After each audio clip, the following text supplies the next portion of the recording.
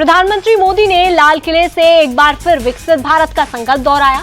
उन्होंने कहा, विकसित भारत के लिए सरकार प्रतिबद्ध है। देश की समृद्धि और 2047 तक विकसित भारत बनाने के लिए देश भर के लोगों से सुझाव मांगे जा रहे हैं और लोग गवर्नेंस से लेकर आर्थिक मोर्चे तक सलाह भी दे रहे हैं। वो एक समय था जब लोग देश के लिए मरने के लिए प्रतिबद्ध थे और आजादी मिली थी। आज ये समय है देश के लिए जीने की प्रतिबद्धता का। अगर देश के लिए मरने की प्रतिबद्धता आजादी दिला सकती है, तो देश के लिए जीने की प्रतिबद्धता समृद्ध भारत भी बना सकती है।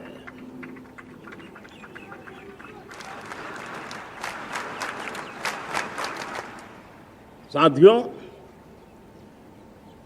विकसित भारत 2047 इस तरफ भाषण के शब्द नहीं है। इसके पीछे कठोर परिश्रम चल रहा है। देश के कोटि कोटि जनों के सुझाव लिए जा रहे हैं और हमने देशवासियों से सुझाव मांगे और मुझे प्रसन्नता है कि मेरे देश के करोड़ों नागरिकों ने विकसित भारत 2047 के लिए अनगिनत सुझाव दिए हैं। हर देशवासी का सपना उसमें प्रतिबिंबित हो रहा है। हर देशवासी का संकल्प उसमें झलकता है।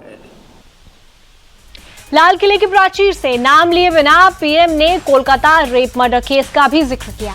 उन्होंने कहा, महिलाओं पर अत्याचार से देश में रोष है। महिलाओं पर अपराध की जल्द से जल्द जांच होनी चाहिए। मैं चाहता हूं कि पाप करने वालों की सजा पर चर्चा हो, उन्हें फांसी पर लटकाना चाहिए। ये डर पैदा करना जरूरी है।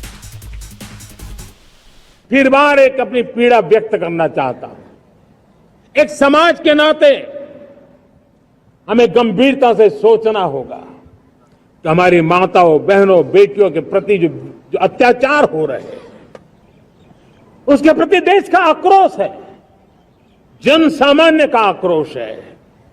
इस आक्रोश को मैं महसूस कर रहा हूं। इसको देश को, समाज को, हमारी राज्य सरकारों को गंभीरता से लेना होगा।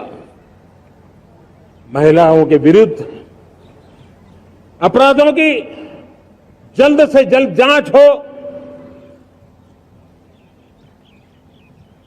राक्षसी कृत्य करने वालों को जल्द से जल्द कड़ी सजा हो।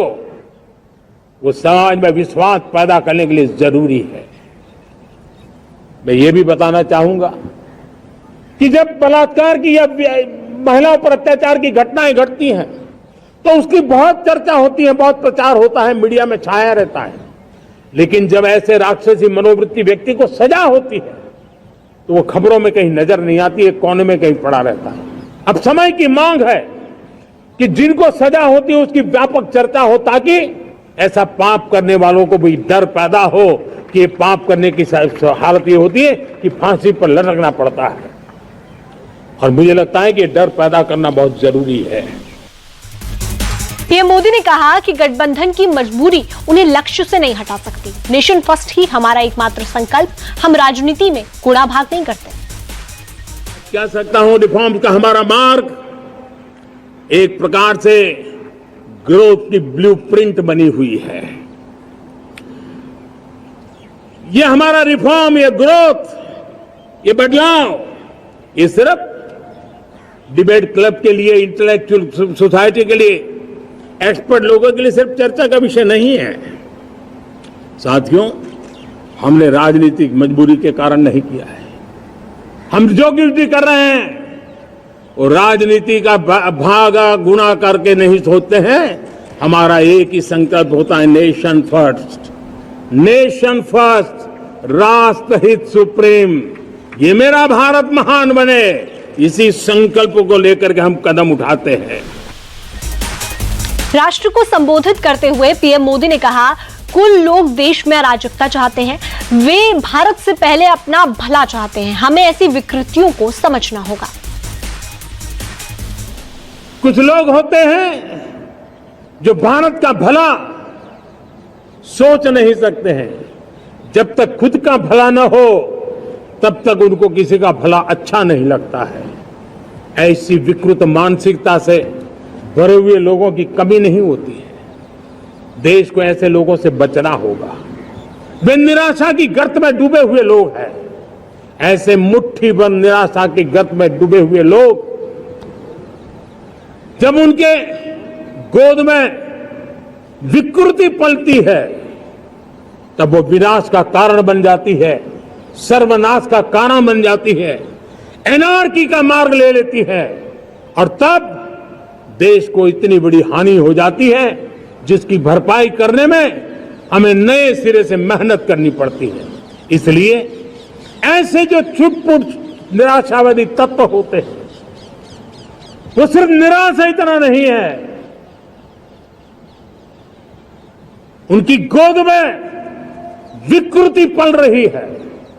ये विकृति विनाश के, सर्वनाश के सपने देख रही है, ताने बाने जोड़ने की प्रयासों में लगी हुई है।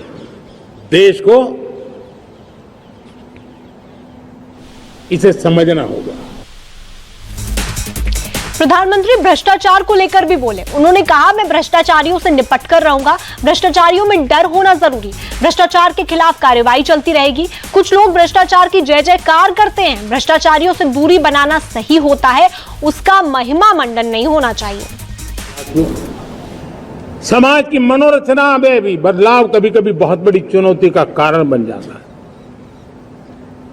हमारा हर देशवासी भ्रष्टाचार की दिमक से परेशान रहा है।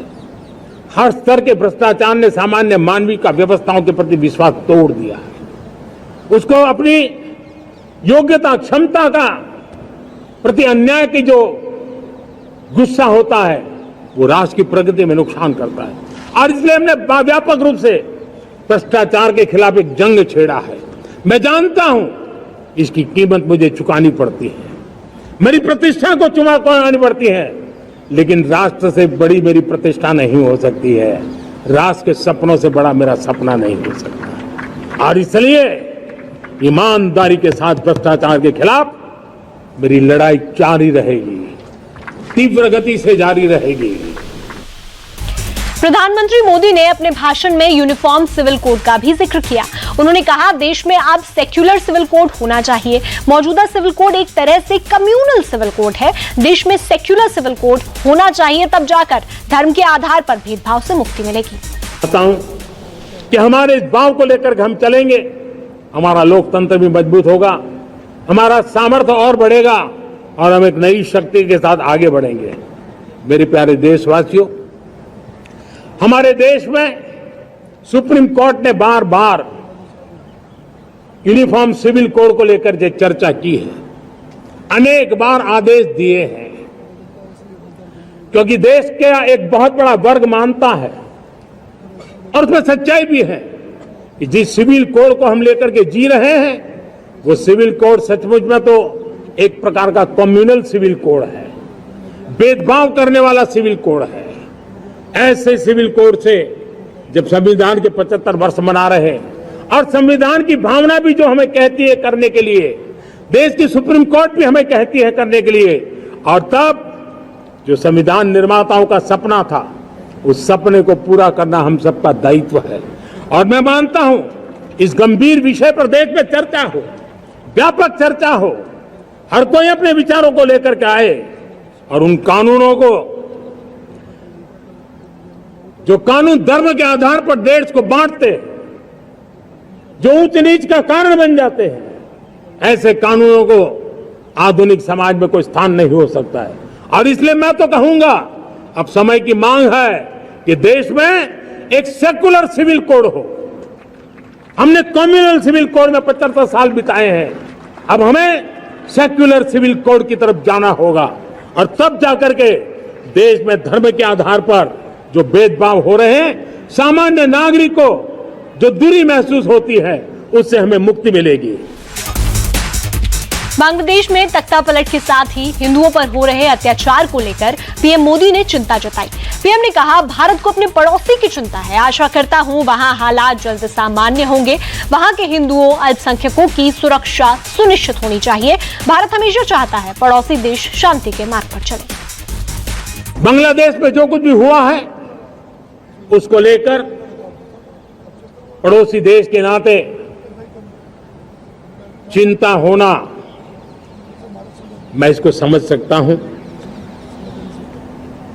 मैं आशा करता हूं कि वहां पर हालात जल्द ही सामान्य होंगे।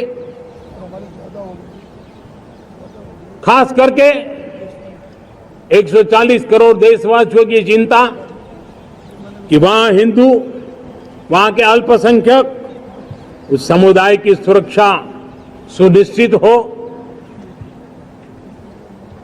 भारत हमेशा चाहता है